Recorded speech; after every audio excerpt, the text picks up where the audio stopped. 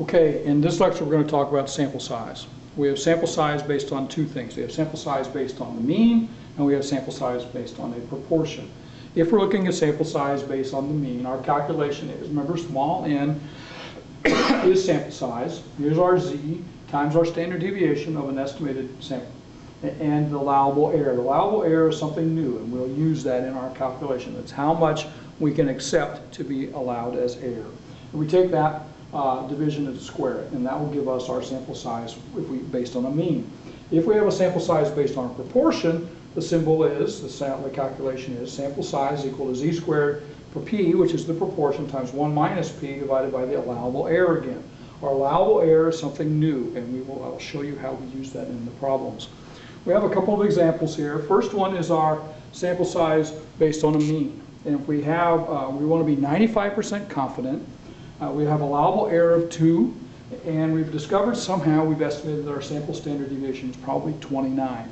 We want to know how big a sample we have to collect in order to get this kind of confidence in our results. So what we do is we plug the numbers into our calculation.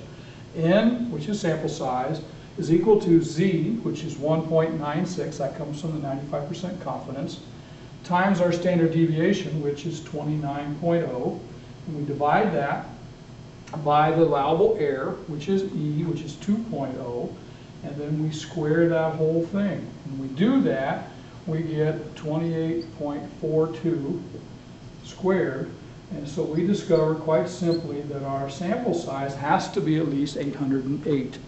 Now, if we came up with the calculation, I don't remember what the calculation exactly is, but if it's 807.001, we still have to round up to 808. We always round up on sample size, because if we round down, we don't meet our criteria.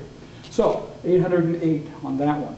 If we're looking at sample size for a proportion, we have this formula, and let's say we've discovered somehow that we have a proportion is estimated to be 0.6. We want 60% of our people are voting for so-and-so, so we have an estimated proportion of 0.6. We have allowable error of 0.035, and we want to be 95% confident.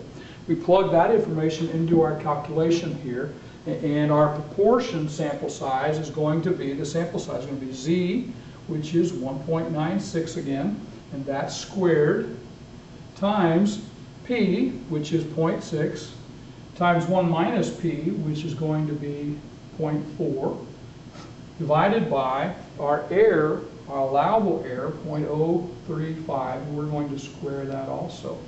When we do this, we come up with 0.922 divided by 0.001, which is going to give us a sample size of 922. And what we can say then is that we can be 95% confident that if we collect 922 in our sample, that our allowable error is going to be 0.035, and we'll be pretty confident that we found the estimate that we wanted to find. So our sample size in this calculation is 922, and this one's 808.